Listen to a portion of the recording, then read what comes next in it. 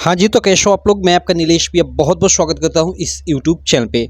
दोस्तों चलो, जो आप लोग का 27 फरवरी को विज्ञान का पेपर होने वाला है, उसके लिए इस पेपर का सॉल्यूशन कर लेते हैं। इसमें से डायरेक्टली क्वेश्चन आप लोग के एग्जाम में फंसने वाले हैं।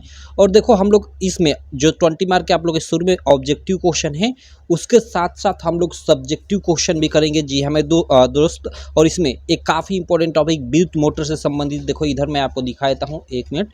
इधर देखो, विद्युत मोटर से भी संबंधित यहाँ पे क्वेश्चन है, तो इन सभी प्रश्नों को हम लोग सॉल्व करेंगे। और आप सब लोग जानते हो कि विद्युत मोटर से संबंधित क्वेश्चन आप लोग के एग्जाम में आना ही आना है 100%। तो चलो एक एक क्वेश्चन को हम लोग सॉल्व करते हैं। बाकी कहूँगा, अगर चैनल को अभी तक आप सब्सक्राइब नहीं किए हो तो चैनल को सब्सक्राइब कर लेना और बेल आइकन को भी दबा लेना, जिससे मेरी सारी वीडियो की नोटिफिकेशन आप सबको मिलती रहे। और इसके साथ साथ ही इस वीडियो को अपने सारे दोस्तों में शेयर भी कर देना। और आपके जितने भी इस साल जो 9th में बच्चे पढ़ रहे थे, 9th में जो आपके छोटे भाई लोग पढ़ रहे थे, इस बार 10th में जाएंगे, तो उन सबको मेरे चैनल के बारे में भी बता देना। क्योंकि मैं 10 मार्च से, हो सकता है 10 मार्च से नेक्स्ट ईयर यानी बोर्ड परीक्षा 2024 के लिए क्लासेज स्टार्ट कर दूंगा, एकदम चैप्टर वाइज। ठीक है, तो चलो आप बता देना, ज़रूर बताना यार। यहाँ चलो हम लोग इस पेपर को सॉल्व करते हैं। सबसे पहले आप जानते हो कि 20 मार्क का ऑब्जेक्टिव क्वेश्चन होगा शुरू में, जिसमें से आप लोग के 7 ऑब्जेक्टिव क्वेश्चन फिजिक्स से होंगे, और 7 आप लोग के बायोलॉजी से होंगे, और आप लोग के 6 केमिस्ट्री वाले से होंगे। तो चलो इनको सबसे पहले हम लोग देख लेते हैं। सबसे पहले देखो, उपखंड क के अंतर्गत आप लोग के 7 फिजिक्स वाले पार्ट से होंगे। तो इसमें पहला जो ऑब्जेक्टिव है आप लोग देख सकते हो, वो क्या है, थोड़ा मैं जूम कर लेता हूँ जिससे आपको अच्छा दिखाई दे। ओके, देखो, एक उत्तल दर्पण की फोकस दूरी 10 सेंटीमीटर है। दर्पण की वक्रता त्रिज्या होगी। ओके, हमें फोकस दूरी दे रखा है, हमें वक्रता त्रिज्या का मान पूछ रहे हैं। क्योंकि आप सब लोग जानते हो F इक्वल टू क्या होता है, R/2 होता है। और F हमें यहाँ 10 दे रखा है, और बराबर ये R/2 हो जाएगा। R हमें पूछ रहे हैं, 2 इधर गुणा आएगा, इधर आएगा तो गुणा हो जाएगा, तो 10 दूना का 20 यानी 20 सेंटीमीटर। ये हम लोग का डी वाला ऑप्शन सही हो जाएगा। चलो, फर्स्ट क्वेश्चन क्लियर। सेकेंड क्या है, सेकेंड है कि निर्वात में प्रकाश की चाल 3 × 10⁻8 मीटर पर सेकेंड है, तो कांच में प्रकाश की चाल होगी। और कांच का हमें अपवर्तनांक दे रखा है। तो देखो, आपने पढ़ा होगा अपवर्तनांक बराबर क्या होता है, निर्वात में प्रकाश की चाल बट्टे माध्यम में प्रकाश की चाल। देखो मैं लिख देता हूँ एक तरह से, ये अपवर्तनांक बराबर आप लोग का क्या हो जाएगा कि निर्वात में प्रकाश की चाल, ठीक है, बटा माध्यम में प्रकाश की चाल। तो यहाँ पे देखो क्या कह रहे हैं हमें, तो अपवर्तनांक हमें दे रखा है, हमें माध्यम का अपवर्तनांक दे रखा है यहाँ पे, जिसका अपवर्तनांक 1.5 है। तो अपवर्तनांक की जगह हम लोग 1.5 रख लेंगे, और निर्वात में प्रकाश की चाल 3 × 10⁻8 मीटर पर सेकेंड दे रखा है। क्लियर। और बट्टे में हम लोग का क्या हो जाएगा, माध्यम में प्रकाश की चाल। ठीक, तो अब देखो ये पक्षांतर को, तो ये इधर आएगा, यानी माध्यम में प्रकाश की चाल बराबर हम लोग का क्या हो जाएगा, 3 × 10⁻8, और बट्टे में ये 1.5 यहाँ पे नीचे आ जाएगा। अब इसको सॉल्व करते हैं। देखो 1.5 है, दशमलव हटाने के लिए नीचे 10 से गुणा, ऊपर 10 से मैंने गुणा कर दिया। ठीक, तो ये दशमलव आपका एक तरह से हम लोग का हट जाएगा। देखो यहाँ पे आप ध्यान दो, जैसे हम लोग का 1.5 है, इससे गुणा होगा तो ये हम लोग का ये कितना हो जाएगा, दशमलव यहाँ एक अंक पर लग जाएगा, यानी नीचे आपका 15 हो गया, ऊपर ये 3 और 10 कितना हो गया आपका, एक तरह से 30 हो गया। तो इस हम लोग क्या करेंगे, 15 से भाग देंगे, तो 15 दूना का 30, यानी कट पीट कर आपका 2 × 10⁸, ये हम लोग का आ जाएगा मीटर प्रति सेकेंड। यानी प्रकाश माध्यम में मतलब जो चाल होगी वो क्या होगी, प्रकाश की, वो होगी 2 × 10⁸ मीटर पर सेकेंड। ये बी वाला आपका राइट ऑप्शन हो जाएगा। चलो, ये 3 के बाद हम लोग इधर 4 नंबर क्वेश्चन कर लेते हैं। सॉरी, ये सेकेंड नंबर था, थर्ड नंबर, तब उसके बाद हम लोग इधर क्वेश्चन को कर लेते हैं। ओके, चलो यहाँ पे इस क्वेश्चन को हम लोग करते हैं। थर्ड नंबर क्वेश्चन क्या है, आप स्क्रीन पे देख सकते हो कि मनुष्य की स्वस्थ आंखों के लिए, ठीक है, जो मनुष्य होता है उसकी स्वस्थ आंखों के लिए दूर बिंदु होता है। ओके, देखो मनुष्य की जो स्वस्थ आंखें होती है वो अनंत तक देख सकती हैं। ठीक है, कहाँ तक, अनंत तक। तो इसलिए हम लोग कह सकते हैं कि दूर बिंदु क्या होता है, अनंत होता है। और निकट बिंदु की अगर बात करें तो क्या होता है, 25 सेंटीमीटर, आप लोग याद रखना। चलो, 3 के बाद हम लोग 4 नंबर प्रश्न देख लेते हैं कि डायनेमो परिवर्तित करता है। ओके, डायनेमो हमें परिवर्तित करता है क्या, ध्वनि ऊर्जा को चुंबकीय ऊर्जा में, बिल्कुल गलत। या फिर यहाँ पे देखो ये गलत ऑप्शन डाला गया है, यांत्रिक ऊर्जा को विद्युत ऊर्जा में, बिल्कुल राइट ऑप्शन है, यांत्रिक ऊर्जा को विद्युत ऊर्जा में डायनेमो परिवर्तित करता है। ठीक है, चलो अगला हम लोग 4 के बाद 5 नंबर प्रश्न देख लेते हैं। 5 नंबर प्रश्न क्या है कि किसी विद्युत धारावाही सीधी, ओके, किसी विद्युत धारावाही सीधी लंबी परिनालिका के भीतर चुंबकीय क्षेत्र होता है, सभी बिंदुओं पर समान, या फिर यहाँ पे दिया है कि सिरों की ओर जाने पर घटता है, या सिरों की ओर जाने पर बढ़ता है, या शून्य होता है। तो सही ऑप्शन है कि सभी बिंदुओं पर समान होता है। ठीक है, इसको आप लोग याद रखना। ये हम लोग का क्वेश्चन नंबर 5 का फर्स्ट ऑप्शन सही हो जाएगा। क्वेश्चन नंबर 6 क्या है? क्वेश्चन नंबर 6 आप स्क्रीन पे देख सकते हो कि प्रतिरोध का मात्रक होता है। ओके, हमें प्रतिरोध का मात्रक बताना है कि प्रतिरोध का मात्रक क्या होता है। देखो, प्रतिरोध क्या होता है, आपने पढ़ा होगा ओम के नियम से V equal to I into R. तो यहाँ से R इक्वल टू आर हम लोग का प्रतिरोध होता है, तो R इक्वल टू क्या हो जाता है, V बटे आई हो जाता है। ठीक, तो V यानी वोल्ट, ठीक है, विभवांतर का मात्रक वोल्ट, और बट्टे में आई यानी धारा, तो इसका मात्रक एम्पियर हो जाएगा, यानी वोल्ट पर एम्पियर, इसी को हम लोग ओम बोलते हैं। तो हम लोग का क्या होता है, प्रतिरोध का मात्रक ओम होता है। चूँकि ओम मीटर ये गलत हो जाएगा, ओम मीटर स्क्वायर या वोल्ट प्रति मीटर ये तो गलत हो जाएगा। अब देखो ये एक ऑप्शन बचा, तो यही बिल्कुल राइट हो जाएगा। अब देखो यहाँ पे कैसे लिखा गया, इस पे लड़के काफ़ी मतलब कन्फ्यूजन होंगे। Volt into ampere to the power -1 का वही बट्टे 1, ठीक है, इसका मतलब ऐसे है, वोल्ट बटे एम्पियर ऐसे है, और घात में 1 मतलब वही बस एम्पियर, सिंपल, माइनस लग गया मतलब बट्टा, आप समझ जाना। क्लियर? तो ये हम लोग का ऑप्शन सही हो जाएगा। चलो, इसके बाद हम लोग का ये हो गया 7वां प्रश्न देख लेते हैं, और ये हम लोग का लास्ट प्रश्न होगा फिजिक्स वाले पार्ट का, कि गर्म जल प्राप्त करने के लिए हम सौर जल तापक का उपयोग किस दिन नहीं कर सकते? गर्म दिनों में, धूप वाले दिन, या बादल वाले दिन। सिंपल, बादल वाले दिन हम लोग उसका यूज ही नहीं कर सकते। चलो, यूज करेंगे तो उसका कोई मतलब ही नहीं है। इसके बाद हम लोग अगला प्रश्न देख लेते हैं। अगला प्रश्न आप स्क्रीन पे देख सकते हो, उपखंड ख का, जो आप लोग का केमिस्ट्री से संबंधित होगा। कह रहा है कि H2SO4 के जलीय विलयन का pH मान है। ओके, हमें H2SO4 के जलीय विलयन का pH मान बताना है। चूंकि H2SO4 क्या है भाई, H+ आयन है इसमें, तो ये अम्ल है।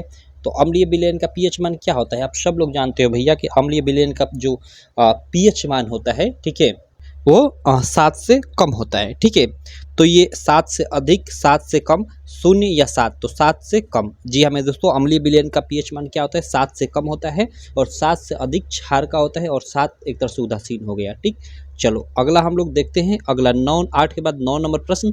9 नंबर प्रश्न आप स्क्रीन पे देख सकते हो कि निम्न में से कौन सी धातु अम्ल से हाइड्रोजन विस्थापित नहीं करती है। ओके, इसमें दिया है कि हमें हाइड्रोजन से कौन सी धातु है जो क्या है कि अम्ल यानी कोई भी अम्ल, जैसे H2SO4 हो गया, कोई भी अम्ल, इनसे जो इसमें से धातुएं दी हुई हैं, इनमें से कौन सी इस हाइड्रोजन को विस्थापित नहीं करेंगी?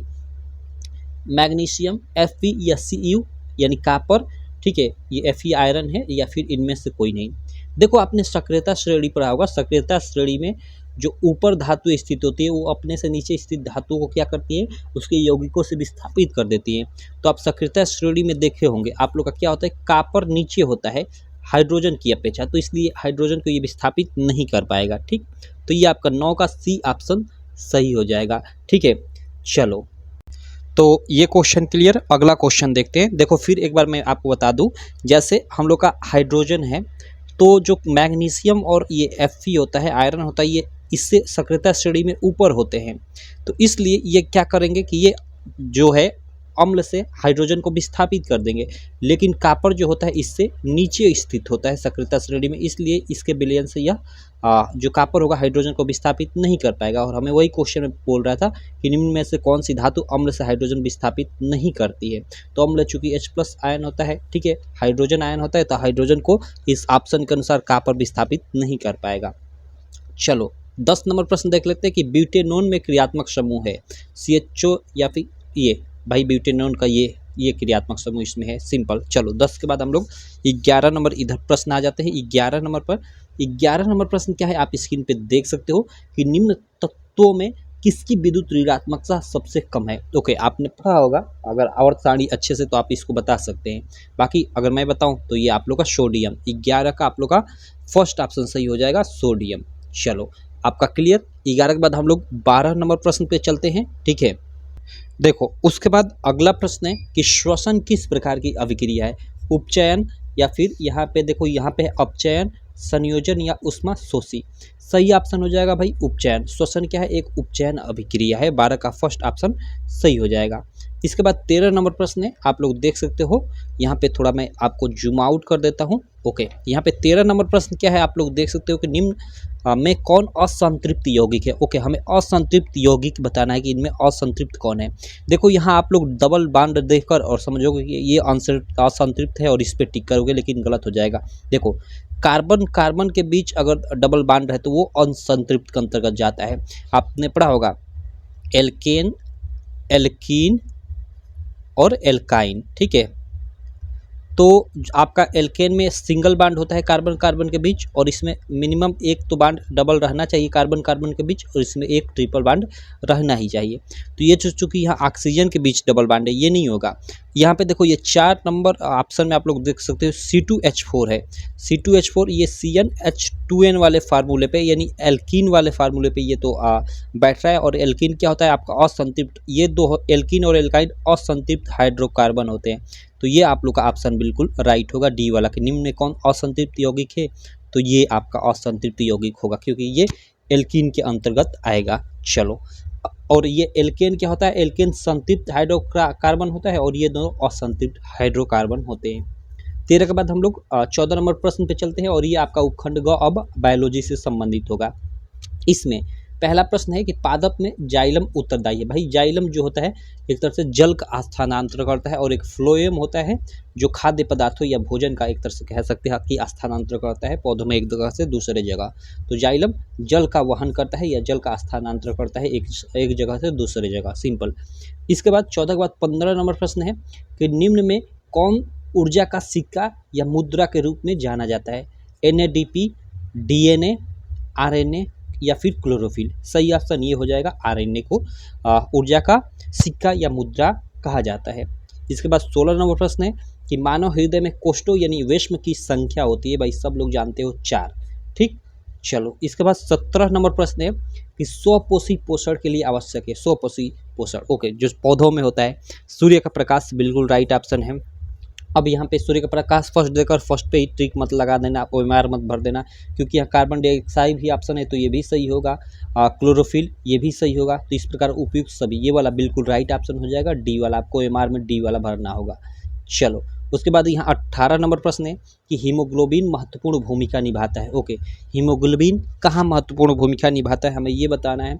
उत्सर्जन में, वृद्धि में, श्वसन में या पाचन में। तो सही ऑप्शन हो जाएगा श्वसन। 18 का C नंबर सही ऑप्शन हो जाएगा कि श्वसन में ये महत्वपूर्ण भूमिका निभाता है हीमोग्लोबिन। चलो, इधर आ जाते हैं हम लोग। इसके बाद इधर के प्रश्नों को हम लोग सॉल्व करते हैं। 1 मिनट। देखो यहाँ पे आप लोग का प्रश्न क्या है, एक यहाँ पे स्क्रीन पे आप लोग देख सकते हो प्रश्न है कि DNA, ठीक है। यहाँ थोड़ा मैं जूम कर देता हूँ कि DNA के तंतुओं को आपस में जोड़ते हैं। ओके, DNA के जो तंतु होते हैं उनको आपस में जोड़ते हैं आयनिक बंध, हाइड्रोजन आबंध, पेप्टाइड आबंध या सहसंयोजी आबंध। आप सब ने पढ़ा है भाई हाइड्रोजन आबंध। DNA के दोनों जो तंतु होते हैं उनको आपस में कौन जोड़ते हैं, तो हाइड्रोजन आबंध जोड़ते हैं, सिंपल। उसके बाद 20 नंबर प्रश्न आप स्क्रीन पे देख सकते हो कि निम्न में से कौन मानव मादा जनन तंत्र का भाग नहीं है। गर्भाशय ये तो है, शुक्रवाहिका, गर्भाशय या फिर डिम्बवाहिकी। देखो यहाँ एक ही ऑप्शन दोनों जगह हो गया है, ऐसा नहीं होना चाहिए। एक जगह गर्भाशय, एक जगह मान लो अंडा से मैं कर देता हूँ, ठीक। तो सही ऑप्शन ये शुक्रवाहिका होगा। शुक्रवाहिका मानव मादा जनन तंत्र का भाग नहीं है, सिंपल। चलो, 20 नंबर क्लियर। अब हम लोग चलते हैं खंड ब के अंतर्गत जो वर्णात्मक प्रश्न होंगे आप लोग के 50 अंक के। उसमें सबसे पहला जो फिजिक्स वाला उपखंड क के अंतर्गत होगा प्रश्न, उसको हम लोग सॉल्व करते हैं। सबसे पहला यहाँ पे प्रश्न देख सकते हो जो 4 मार्क में आप लोग के एग्जाम में आएगा। काफ़ी वेरी इंपॉर्टेंट प्रश्न है कि वर्ण विक्षेपण से क्या तात्पर्य है। उदाहरण देते हुए हमें मतलब समझाना है चीज़ों को। वर्ण विक्षेपण हमें क्या है इसके बारे में बताना है। देखो इसके लिए मैं पूरा का पूरा, देखो पहले से ही पूरा का पूरा ये मटेरियल तैयार कर लिया है जिससे ज़्यादा टाइम ना लगे, ठीक है। ये प्रश्नोत्तर संख्या 3 छोड़ो, ये मैं पहले का ही ये सॉल्व किया हूँ तो यहाँ पे लिखा हूँ। देखो वर्ण विक्षेपण क्या होता है इसके बारे में हमें बताना है।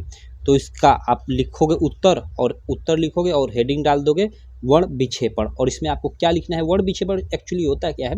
देखो जैसे सूर्य के प्रकाश में आप जानते हो कि 7 प्रकार के रंग होते हैं, तो उसी का 7 रंगों में एक तरह से विभाजित हो जाना, ठीक है, वर्ण विक्षेपण कहलाता है। ये एक प्रिज्म के माध्यम से होता है। जब सूर्य के प्रकाश को हम लोग एक प्रिज्म से गुजारते हैं तो वह और आगे एक पर्दे पे हम लोग उसको 7 रंगों में प्राप्त कर लेते हैं। तो ये कैसे होता है, चलो इसको हम लोग देखते हैं। आपको कैसे लिखना है पूरे एग्जाम में, इसी तरह लिखना है। आप वर्ण विषय पर हेडिंग डाल दोगे और लिखोगे कि जब सूर्य के प्रकाश पुंज को क्या कि जब सूर्य के प्रकाश पुंज को एक फलक पर डाला जाता है तो प्रिज्म के दूसरे फलक से निर्गत प्रकाश 7 रंगों में विभाजित हो जाता है तथा इसे पर्दे पर प्राप्त करने पर 7 रंगों की एक पट्टी प्राप्त होती है। इस प्रकार प्रकाश का 7 रंगों में विभक्त होने की घटना वर्ण विक्षेपण कहा जाता है। देखो यार, जैसे यहाँ एक प्रिज्म से ये गुजारा गया तो यहाँ पे कुछ इसका अपवर्तन हुआ और यहाँ पे कुछ अपवर्तन हुआ और इस प्रकार यहाँ इसको एक पर्दे पे प्राप्त कर लिया गया, तो कुछ इस प्रकार के 7 रंगों में यह श्वेत प्रकाश यानी सूर्य का प्रकाश प्राप्त हुआ। और इसी पूरी की पूरी जो घटना है इसी को वर्ण विक्षेपण कहा जाता है। तो वही यहाँ पे लिखा गया है कि जब सूर्य के प्रकाश पुंज को प्रिज्म के एक फलक पर डाला जाता है तो प्रिज्म के दूसरे फलक से निर्गत, यहाँ डाला जाता है तो दूसरे प्रिज्म से निर्गत प्रकाश 7 रंगों में विभाजित हो जाता है, ठीक। तथा इसे पर्दे पर प्राप्त करने पर 7 रंगों की एक पट्टी प्राप्त होती है। इस प्रकार प्रकाश 7 रंगों में विभक्त होने की घटना को वर्ण विक्षेपण कहा जाता है, ठीक है। इस प्रकार प्रकाश का 7 रंगों में विभक्त होने का जो घटना है उसको ही वर्ण विक्षेपण कहा जाता है। आगे लिखोगे कि प्रकाश के विक्षेपण के दौरान प्राप्त 7 रंगों की पट्टी को स्पेक्ट्रम, ये जो 7 रंगों की पट्टी होती है इसको स्पेक्ट्रम कहते हैं, क्लियर, जिसे अंग्रेजी भाषा के विवग्योर से याद रखा जाता है। देखो इसको अंग्रेजी भाषा के विवग्योर से याद रखा जाता है, VIVGYOR नीचे से, ठीक है। V मीन्स बैगनी, ये इंडिगो आसमानी, ब्लू नीला, ग्रीन हरा, येलो पीला, ऑरेंज नारंगी और रेड लाल, कुछ इस प्रकार से ये प्राप्त होता है। सबसे नीचे आप लोग का बैगनी प्राप्त होता है, उसके बाद ये आप लोग का आसमानी, उसके ऊपर नीला, उसके बाद ये हरा। तो ये क्रम आपको याद रखने की काफ़ी ज़रूरत है। इससे रिलेटेड आप लोग के एग्जाम में ऑब्जेक्टिव ही क्वेश्चन बनाया जा सकता है, ठीक है। चलो तो नीचे आप लोग इसके आगे क्या लिखोगे कि चूँकि विक्षेपण का कारण भी हमें बताना पड़ेगा, तो लिखोगे कि विक्षेपण का कारण यह है कि विभिन्न रंगों के प्रकाश का अपवर्तन भिन्न भिन्न होता है, ठीक है। उसीलिए यहाँ अपवर्तन भिन्न भिन्न होता है, तो किसी का कम हुआ है तो ऊपर है, किसी का सबसे ज़्यादा हुआ है तो कोई नीचे है। तो ही आप लिखोगे विक्षेपण का कारण यह है कि विभिन्न रंगों के प्रकाश का अपवर्तन भिन्न भिन्न होता है। बैगनी प्रकाश का अपवर्तन सबसे अधिक तथा लाल का सबसे कम होता है। तो देखो यहाँ से ऑब्जेक्टिव क्वेश्चन आपसे बन सकता है कि किस रंग का अपवर्तन सबसे ज़्यादा होता है, तो भाई बैगनी का, क्योंकि यहाँ पर सबसे ज़्यादा इसका अपवर्तन हुआ है इसलिए नीचे आया हुआ है, ठीक। और सबसे कम तो लाल रंग का, तो ये आप लोग ये याद रखना। इसी कारण आगे लिखोगे कि बैगनी प्रकाश का अपवर्तन सबसे अधिक तथा लाल का सबसे कम होता है। इसी कारण बैगनी रंग स्पेक्ट्रम में सबसे नीचे तथा लाल रंग सबसे ऊपर प्राप्त होता है। सिंपल, ये आप लोग याद रखना। तो इस तरह आप वर्ण विक्षेपण आ जाए तो वर्ण विक्षेपण के बारे में इस तरह लिख देना। ऐसे कई प्रकार से घुमा कर आपसे क्वेश्चन पूछ सकता है कि वर्ण विक्षेपण से क्या तात्पर्य है, वर्ण विक्षेपण के बारे में लिखिए, ऐसे मतलब कई प्रकार से घुमा कर आपसे प्रश्न पूछा जा सकता है। कोई दिक्कत नहीं, सबका यही एक तरह से आंसर होगा। चलो ये तो हम लोग का हो गया, साइड में इसको हम लोग रख देते हैं। इसके बाद देखो एक और प्रश्न है यहाँ पे सेकंड वाला, 4 मार्क में, ये भी आपसे पूछा जा सकता है। वो क्या है, देखो यह है कि प्रकाश परावर्तन के कितने नियम हैं। ओके, रेखा चित्र द्वारा प्रकाश परावर्तन को दर्शाइए। देखो भाई सिंपल, आप सब लोग जानते हो कि प्रकाश परावर्तन के निम्न 2 नियम हैं, लेकिन उससे पहले प्रकाश परावर्तन के कितने नियम हैं इसको थोड़ा एक बार हेडिंग उत्तर डालकर और हेडिंग डाल दो प्रकाश परावर्तन, और इसके बारे में थोड़ा लिख दो आगे। अगला प्रश्न 3rd नंबर आप लोग स्क्रीन पे देख सकते हो। 3rd नंबर क्या है, न्यूमेरिकल बेस्ड प्रश्न है। आप लोग देख सकते हो कि एक विद्युत बल्ब पर 250, यहाँ पे वोल्ट रहना चाहिए, वोल्ट और 200 वाट लिखा है। देखो 250 वोल्ट और 200 वाट, इसका मतलब वोल्ट मीन्स ये विभवांतर, तो विभवांतर हमें कितना दिया है 250 वोल्ट, ठीक है। और हमें यहाँ वाट लिखने का मतलब एक तरह से शक्ति दिया है, पावर दिया है, तो पावर हमें कितना दिया है 200 दिया है। क्या कह रहा है कि इसे जब 250 वोल्ट के मेन से जोड़ने पर, ओके, एक विद्युत बल्ब पर इतना ये लिखा हुआ है, ये तो विद्युत बल्ब पे ये चीज़ें लिखी हुई है। जब इसे क्या करते हैं कि 220 वोल्ट के मेंस से जोड़ते हैं, जोड़ने पर बल्ब में कितनी अधिकतम धारा, ओके, हमें धारा का मान पूछ रहे हैं, कितनी अधिकतम धारा प्रवाहित होगी और बल्ब के प्रतिरोध की भी गणना कीजिए। ओके, बल्ब का हमें प्रतिरोध भी बताना है। चलो तो इस क्वेश्चन को हम लोग अब सॉल्व करते हैं। देखो यहाँ हमें चूँकि बल्ब के प्रतिरोध की भी गणना करना है, तो सबसे पहले तो यहाँ आप लोग ध्यान दो हमें भी मालूम है, पी मालूम है, तो हम यहाँ से आर मालूम कर सकते हैं। आर इक्वल टू एक फार्मूला आपने पढ़ा होगा, वी स्क्वायर अपन में पी। ठीक है, तो हमें भी मालूम है 250, तो यहाँ पे रखेंगे सीधे सीधे 250 गुणे 250, 2 बार है तो 2 बार, ठीक, और बटे में पी, तो पी हम लोग का कितना हो जाएगा 200, सिंपल 200। अब यहाँ पे ये कट गया, ये आपका एक इससे कट गया, आप 25 गुणे 25 आप गुणा कर लेना, और उसके बाद आप लोग का क्या होगा, ठीक है। चलो मैं कर ही देता हूँ। देखो 25 से 25 हम लोग गुणा करेंगे तो 625 हो जाएगा, क्योंकि 25 का स्क्वायर 625 और बटे 2, 2 से हम लोग भाग देते हैं तो 2 तेई 6, 2 एकम 2, 2 दूना का 4, एक बचा तो भाग लीजिएगा, दशमलव बढ़ाकर 0 बढ़ा सकते हैं, 2 पचे 10, ओके, एक 312.5 हो जाएगा। ये हम लोग का आर का मान निकल कर आ गया, यानी प्रतिरोध का मान निकल कर आ गया हम लोग का 312.5, ठीक है। और प्रतिरोध का मात्रक ओम होता है, तो यहाँ आगे हम लोग ओम लिख सकते हैं, या ओम का ट्रिक भी, मतलब जो साइन है उसको भी लगा सकते हैं यहाँ पे। अब देखो हमें चूंकि धारा का मान ज्ञात करना है, धारा का हमें मान ज्ञात करना है, और किस में, 250 वोल्ट के मेंस में। तो यहाँ पे लिख देंगे हम लोग कि 250 वोल्ट के मेंस में जोड़ने पर प्रवाहित बल्ब में प्रवाहित अधिकतम धारा आई इक्वल टू, वो क्या हो जाएगा, अब धारा आई इक्वल टू क्या हो जाएगा, वी बट आर हो जाएगा, क्योंकि आपने पढ़ा होगा ओम के नियम से कि V equal to I into R. तो यहाँ से V equal to I into R, तो यहाँ से आप लोग का आई ज्ञात करें तो आर इधर बट्टे में आ जाएगा, ठीक।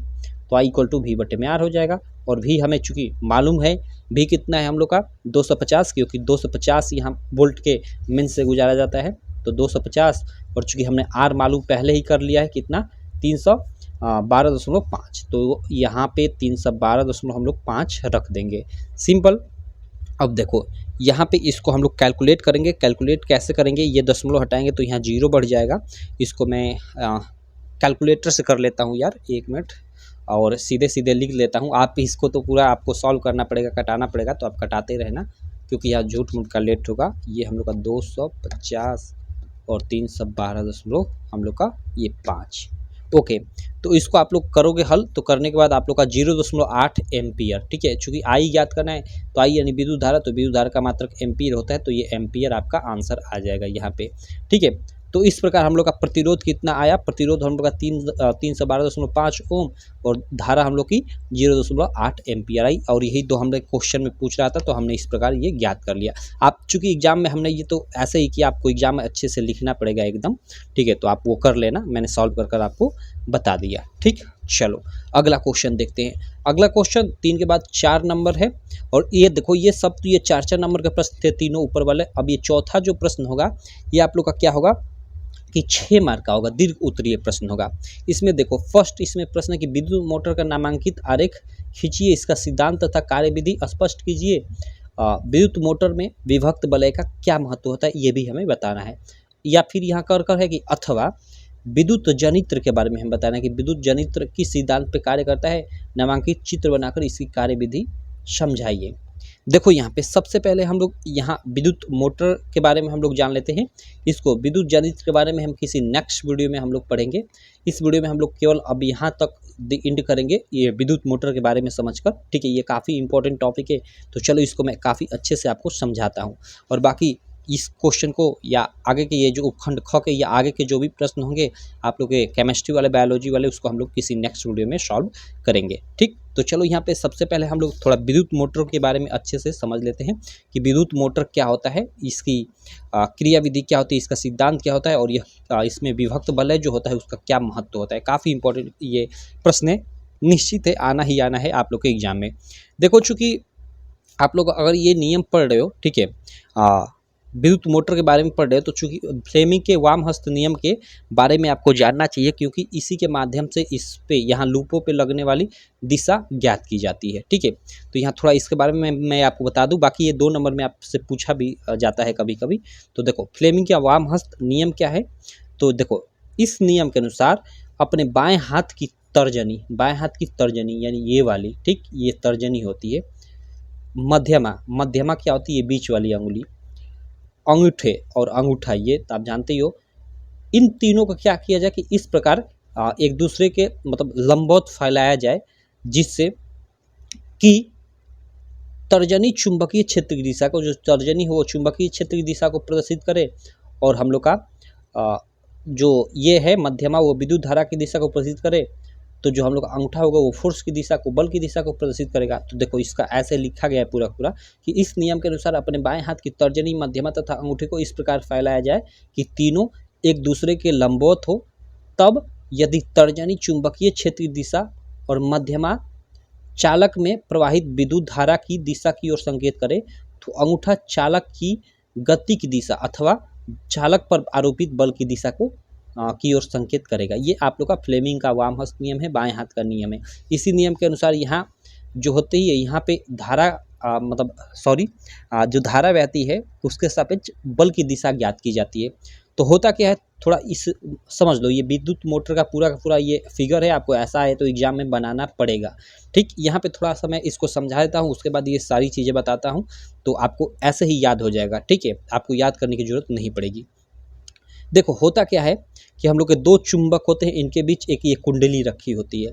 ठीक है, होता क्या है कि हम लोग ये भाई अगर दो चुंबक है तो इसमें चुंबकीय क्षेत्र एक तरह से भाई इधर से इधर आप लोग का होगा, नॉर्थ से एक तरह से साउथ की ओर ये प्रवाहित होगा, एक तरह से हम लोग बोल सकते हैं। तो होता क्या है, इसके कारण क्या होता है कि जब हम लोग इसमें विद्युत धारा प्रवाहित करते हैं, तो देखो यहाँ से ये विद्युत धारा प्रवाहित हो रही है, ये पे जा रही है, यहाँ से ये जा रही है और ऐसे आ रही है। ठीक, तो इसमें क्या होता है कि एक फोर्स उत्पन्न हो जाता है, एक बल उत्पन्न हो जाता है, और बल भी कैसा, बल युग्म उत्पन्न हो जाता है। कैसे, देखो यहाँ पे ये इस तरफ जा रहा है, ये विद्युत धारा यहाँ पे देखो दर्शाया गया है, ये इस तरफ जा रही है और यहाँ विद्युत धारा देखो इस तरफ आ रही है। तो होता क्या है, आप लोग फ्लेमिंग के वाम हस्त नियम के अनुसार आप लोग रखना, जैसे भाई विद्युत क्षेत्र की दिशा विद्युत क्षेत्र बार बार बोल रहा हूँ, चुंबकीय क्षेत्र की दिशा इधर है, तो चुंबकीय क्षेत्र की दिशा की ओर ये वाला आप लोग अपना मतलब इस शेप में रख लेना, और रखोगे तो इस दिशा में आप लोग ये वाली अंगुली तर्जनी और विद्युत धारा की दिशा में ये वाली मध्यमा आप लोग रखना। और तो आप लोग इस प्रकार देखोगे कि जो फोर्स लग रहा है इस वाले पार्ट पे नीचे की तरफ लग रहा है और इस वाले पार्ट पे ऊपर की तरफ लग रहा है, मतलब ये है। तो इसमें एक और ये मान लो लूप है, तो एक और नीचे की तरफ लग रहा है और एक में ऊपर की तरफ लग रहा है। तो इससे होता क्या है कि जो कुंडली होती है ना, आधे चक्कर ऐसे घूम जाती है। लेकिन फिर होता क्या है, आधे चक्कर के बाद देखो ये वाला उधर चला जाता है और ये वाला उधर चला जाता है। तो यहाँ पे अगर ये वाला उधर चला जाएगा तो धारा की दिशा अब तो इधर हो जाएगी, और ये वाला इधर चला आएगा तो धारा की दिशा इधर हो जाएगी। यानी इसका मतलब कि धारा की दिशा एकदम मतलब उल्टी हो गई पहले से। तो फिर क्या होगा कि कुंडली जो है जब एक बार ऐसे घूमी थी तो फिर ये वापस आ जाएगी। तो वापस ना आए, फिर उसी से एक और चक्कर मार ले, तभी तो पूरा ऐसे घूमती रहेगी। उसके लिए क्या किया जाता है कि उसके लिए हम लोग धारा की दिशा को हमें बदलना पड़ेगा आधा चक्कर के बाद। तो आधे चक्कर के बाद धारा की दिशा को बदलने के लिए हम लोग क्या करते हैं कि यहाँ देखो विभक्त वलय का, जो विभक्त वलय होता है इसका यही महत्व होता है। ठीक है, इसी का हम लोग उपयोग करते हैं। यहाँ पे देखो एक यहाँ पे ये विभक्त वलय लगा हुआ है, एक यहाँ पे ये दो लगा हुआ है, ये और ये यहाँ एक ये मतलब यहाँ देखो ये बैटरी से ये सटा हुआ है। यहाँ पे एक क्या है, एक ब्रूस है जिसमें आप लोग की करंट आ रही है, यहाँ से ये करंट दिया जा रहा है। और यहाँ पे ये जब ये मतलब घूमता है तो यहाँ पे देखो ये एक बार ब्रूस यहाँ पे आ जाता है, इसका संपर्क इधर से टूट जाता है, ये जाकर उस पर सटता है, फिर ये एक बार इस पर सटता है। इस प्रकार धारा बार बार चेंज भी होती रहती है, क्योंकि एक बार मान लो इससे प्रवाहित होती है और एक बार धारा इससे प्रवाहित होती है। इससे क्या होता है कि ये कुंडली पूरा चक्कर मतलब ऐसे आधे के बाद फिर आधे ऐसे घूमती रहती है, पूरा पूरा एक चक्कर लगाती रहती है। ठीक, इस कुंडली को आप आर्मेचर भी बोल सकते हो। तो ये पूरी की पूरी क्रिया होती है। ठीक है, तो विभक्त वलय का क्या महत्व होता है आप समझ गए। अब चलो हम लोग इधर इसको समझ लेते हैं पूरा पूरा। आपको एग्जाम में कैसे लिखना है, आपको एग्जाम में मतलब आ जाए तो आप विद्युत मोटर हेडिंग डालना और लिखना कि विद्युत मोटर एक ऐसा साधन है जो विद्युत ऊर्जा को यांत्रिक ऊर्जा में बदलता है। यह क्या करता है कि विद्युत ऊर्जा को यांत्रिक ऊर्जा में बदलता है। अब इसका सिद्धांत क्या है, तो लिखोगे कि जब किसी कुंडली को चुंबकीय क्षेत्र में रखकर उसमें धारा प्रवाहित की जाती है तो कुंडली पर बल युग्म कार्य करने लगता है। बल युग्म कहने का मतलब कि देखो यहाँ बल युग्म कार्य कर रहा था, एक यहाँ नीचे की तरफ तो एक ऊपर की तरफ, तो ये दो भाई कार्य कर रहे हैं बल, तो उसको बल युग्म बोलते हैं। ठीक है, बलों का समूह। ठीक, तो वही तो कुंडली पर बल युग्म कार्य करने लगता है, जो कुंडली को उसकी अक्ष पर घुमाने का प्रयास करता है। और यदि कुंडली अपने अक्ष पे घूमने के लिए स्वतंत्र हो तो वह घूमने लगती है। सिंपल, सिद्धांत में ये लिख दोगे। उसके बाद आपको सिद्धांत के बाद आपको क्या चीज़ें लिखनी है, चलो आपको और मैं चीज़ें समझाता हूँ। यहाँ पे इधर एक मिनट, सिद्धांत के बाद यहाँ पे देखो रचना अगर आपको एग्जाम में पूछे तो आप लोग रचना के बारे में भी यहाँ पे लिख सकते हो। विद्युत मोटर के मुख्य 3 भाग होते हैं ऐसे लिखकर रचना में, और क्षेत्र, चुंबक, आर्मेचर और विभक्त बले, और एक ब्रूस भी होता है, तो 4 भी यहाँ पे लिख सकते हो और ब्रूस को अलग कर सकते हो, लेकिन विभक्त बले और ब्रूस को एक ही में आप रख देना और यहाँ पे इनके बारे में डिटेल में लिख देना। अगर रचना के बारे में पूछे तो, नहीं भी पूछे तो आप लिख सकते हो, कोई दिक्कत नहीं अगर आपको याद है तो। क्षेत्र चुंबक क्या होता है ये तो सब आप सभी लोग जानते हो कि यह एक शक्तिशाली चुंबक होता है जिसके ध्रुव खंड N और S होते हैं, यहाँ पे NS होते हैं। अरे यार ये इधर रख दिया, ये इसकी बात कर रहा है, सिंपल, ठीक। उसके बाद आर्मेचर क्या होता है, तो यह कई फेरों वाली एक कुंडली होती है जो कि चुंबक के ध्रुव खंडों के N और S के बीच स्थित होती है। देखो N और H के बीच ये स्थित होती है, सिंपल ये वाली। उसके बाद क्या है कि विभक्त बले और ब्रूस क्या होता है, तो विभक्त बले पीतल का एक छल्ला होता है, ठीक है, जो 2 भागों में बटा होता है। यहाँ पे देखो मैं आपको दिखाता हूँ, ये जो मैंने आपको बताया, एक यहाँ पे है और एक ये यहाँ पे है, ठीक। तो ये विभक्त बलय होता है। 1 मिनट, तो वही है कि विभक्त बलय पीतल का एक छल्ला होता है जो 2 भागों में बटा होता है। कुंडली का एक सिरा बलय के एक भाग से तथा दूसरा सिरा दूसरे भाग से जुड़ा होता है। देखो ये वाला एक भाग इससे जुड़ा हुआ है और ये वाला जो भाग है ये इससे जुड़ा हुआ है। क्लियर। यहाँ पे देखो, अब कहोगे कि इससे जुड़ा हुआ है तो कैसे धारा अलग अलग प्रवाहित होती है। देखो ये अब जब ये घूमेगा तो ये वाला देखो, ये एक बार यहाँ जाएगा तो इस ब्रूस से, मतलब ये जो पीछे ये ब्रूस लगा इससे ये वाला टकराएगा, तो फिर इसमें मतलब इसमें इस प्रकार से धारा प्रवाहित होगी। अभी तो इसमें इस ऐसे सीध में प्रवाहित हो रही है, जब ये यहाँ पहुँचेगा तो इसमें इस तरह सीध में धारा प्रवाहित होगी, ठीक है। तो चलो, तो ये आप लोग विभक्त बलय हो गया। तो ये लिखा गया है कि विभक्त बलय पीतल का एक छल्ला होता है जो 2 भागों में बटा होता है। कुंडली का एक सिरा बलय के एक भाग से तथा दूसरा सिरा दूसरे भाग से जुड़ा होता है।